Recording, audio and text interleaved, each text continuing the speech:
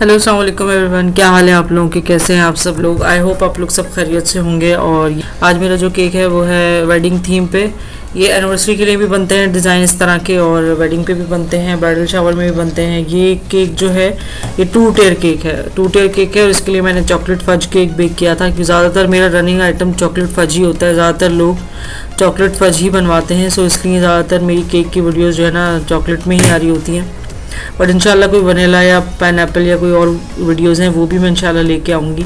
यहाँ पे मुझे जो 2 टेयर केक बनाना था वो मैंने 2 केक मैंने बेक किए थे। ऑब्वियसली पहला केक जो है ना मैंने 8 इंच के पैन में बेक किया था, और दूसरा जो है वो मैंने 6 इंच के पैन में बेक किया था। 2 टेयर केक में ये होता है कि आपका नीचे वाला टेयर और ऊपर वाला जो केक होता है उसमें कम से कम 2 इंच का फ़र्क तो होना ही चाहिए। 2 इंच का फ़र्क होता है तो आप साइड में कोई डिज़ाइन बनाना है या फ्लावर वर्क करना है तो वो अच्छा लगता है। अगर एक इंच का फ़र्क होगा तो वो केक कवरिंग में और फ्रॉस्टिंग में इसमें ही जो है ना वो दोनों केक इक्वल हो जाते हैं। यहाँ पे मैंने दोनों केक जो है ना इनको फ्रॉस्टिंग करके और जो है ना थोड़ी देर के लिए फ्रीज़ होने के लिए रख दिया था। अब यहाँ पे मैंने केक के ऊपर एक फज की कवरिंग भी की थी। उससे क्या होता है कि जो जितने भी क्रम्स होते हैं वो सारे जो है ना केक के साथ कवर हो जाते हैं। अब यहाँ मैंने गनाश से कवर करना था। ज़ाहिर है मेरा ये केक 2 टेयर केक जो है ये फॉन्डेंट केक है। फॉन्डेंट केक है इसलिए मैंने इसके ऊपर जो है ना गनाश से कवरिंग की है। यहाँ गनाश का जो मैंने रेशो लिया था ना वो 2:1 था। इसमें जो है ना मैंने 2 पार्ट्स चॉकलेट के लिए थे और 1 पार्ट क्रीम का लिया था। चॉकलेट की क्वांटिटी आप ज़्यादा रखें तो, और क्रीम की क्वांटिटी जो है ना उसकी आधी से भी आधी रखें तो ये आपका गनाश बहुत अच्छा बनता है। यहाँ पे मेरा केक थोड़ी देर के लिए मैंने फ्रीज़र में रखा था। आधा घंटा दोनों टेयर्स को जो है ना मैंने रेडी करके फ्रीज़ करने रख दिया था। बस आधा घंटा चिल हो गया था तो यहाँ मैंने वाइट फॉन्डेंट से जो है ना केक की कवरिंग की है। दोनों ही टेयर को मैं वाइट फॉन्डेंट से कवर करूँगी। और यहाँ पे मेरा एक जो टेयर है उसको मैंने जो नीचे वाला जो मेरा केक है इसको मैंने अच्छी तरह से स्मूथ कर लिया था फॉन्डेंट स्मूदर से। अब जब ये स्मूथ हो जाएगा तो मैं इसके साथ एक्स्ट्रा फॉन्डेंट जो है ना वो मैं निकाल लूँगी। केक के एजेस को ना आपने अच्छी तरह बनाना है। 2 फॉन्डेंट स्मूदर से आप करेंगे तो कुछ अच्छा जो है ना हो जाता है, एजेस अच्छे बन जाते हैं। अब यहाँ पे जो एक्स्ट्रा फॉन्डेंट है ना वो मैंने निकाल लिया है। अब इसी तरह से मैं ऊपर वाला जो केक है ना उसको भी वाइट फॉन्डेंट से ही कवर करूँगी।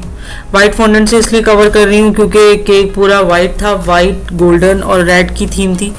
तो यहाँ पे जो है ना मैंने पूरा केक वाइट से कवर किया है, और वाइट से कवर करने के बाद मैं इस पर गोल्ड डस्ट अप्लाई करूँगी। इस केक की भी मैं एजेस बना लूँगी अच्छी तरह से। एजेस बनाने के बाद इसको फॉन्डेंट स्मूदर से जो है ना स्मूथ करूँगी। एजेस बनाना बहुत ज़रूरी होता है। कभी कभी हो जाता है, हमसे भी हो जाता है कि एजेस सही नहीं बन पा रहे होते हैं। ह्यूमिडिटी कभी कभी गर्मी का वेदर होता है, कभी सर्दी का होता है। सर्दी में काम करना काफ़ी आसान होता है, वेदर अच्छा होता है, बट उसमें फॉन्डेंट की ड्राइनेस हो जाती है। और गर्मियों में जो है ना ह्यूमिडिटी वाला वेदर होता है तो वेटनेस आ रही होती है केक के ऊपर, तो ऐसा हो जाता है। अब यहाँ पे मैं इसका जो है ना एक्स्ट्रा फॉन्डेंट निकाल लूँगी, और इसको इस छोटे वाले केक को जो है ना मैं बड़े वाले जो 8 इंच वाला केक है ना जो मैंने रेडी करके सामने ही रखा हुआ है उसके ऊपर इसको रख दूँगी। अच्छा, केक की स्टैकिंग करना जो है ना बहुत ज़रूरी है। केक को अच्छी तरह से स्टैक कर लिया करें। अब यहाँ पे मैंने केक जो है ना दोनों एक के ऊपर एक रख लिया था। अब यहाँ पे मुझे नीचे लेस वर्क करना था तो वही मैं बना रही हूँ। यहाँ पे मेरे पास लेस मोल्ड है। लेस मोल्ड में जो है मैंने फॉन्डेंट डस्ट करके लगाया था, और बहुत इजीली जो है ना लेस कोई सा भी मोल्ड हो आराम से बाहर आ जाता है।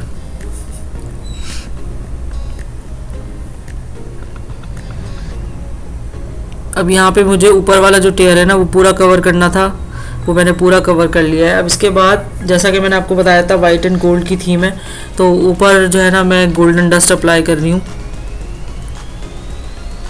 डस्ट में ना आप थोड़ा सा ऑयल मिला लें, और ऑयल मिलाने के बाद इसको अप्लाई करें। इसमें आप वनीला एसेंस भी मिला सकते हैं डस्ट के अंदर और फिर अप्लाई कर सकते हैं, बट आप इसको ऑयल में मिला लें। किसी भी दोनों चीज़ों में ही ये जो है ना अच्छा रिज़ल्ट देता है।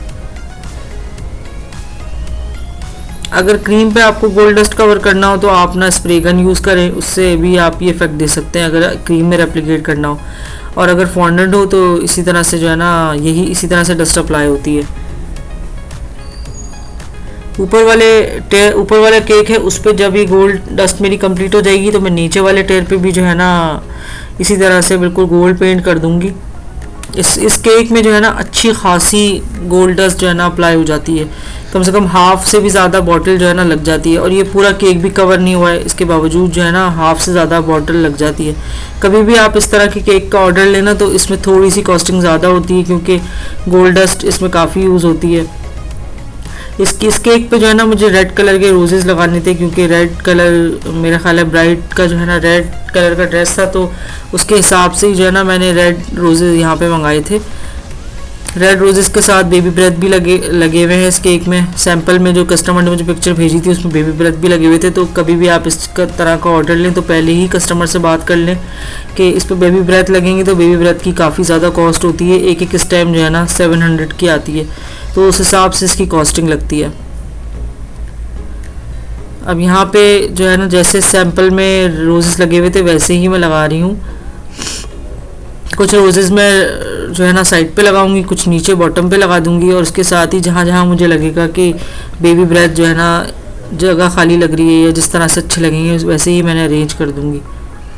अच्छा, मेरे पास ना कुछ दो रोजेस ना एक्स्ट्रा भी थे, तो मैंने टॉप पे भी लगा दिए थे। टॉप पे वैसे थे नहीं सैंपल में, बट मैंने लगा दिए थे। और ये केक ना मेरे क्लाइंट को बहुत ज़्यादा पसंद आया था और इसका रिव्यू फीडबैक भी आया था मेरे पास।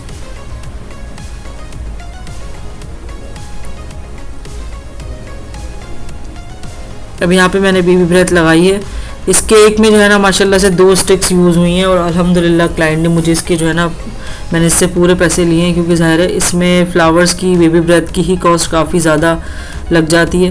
तो इस तरह के केक में जो है ना थोड़ी सी कॉस्टिंग ज़्यादा होती है फ्लावर्स की, और अगर फ्लावर एक्सपेंसिव वाले हों तो ऑब्वियसली बात है थोड़ी सी ज़्यादा हो जाती है। उसके बाद मैं आपको इसका फाइनल लुक दिखाऊंगी इंशाल्लाह। अब यहाँ पे मेरा केक कंप्लीट है। आई होप आपको अच्छा लगा होगा। आपको अच्छा लगा हो तो प्लीज़ मुझे लाइक शेयर ज़रूर कीजिएगा, कमेंट ज़रूर कीजिएगा। कमेंट सेक्शन में मुझे बताइएगा आपको केक मेरा कैसा लगा है। कोई चीज़ आपको पूछनी हो तो आप मुझसे पूछ सकते हैं। Thanks for watching.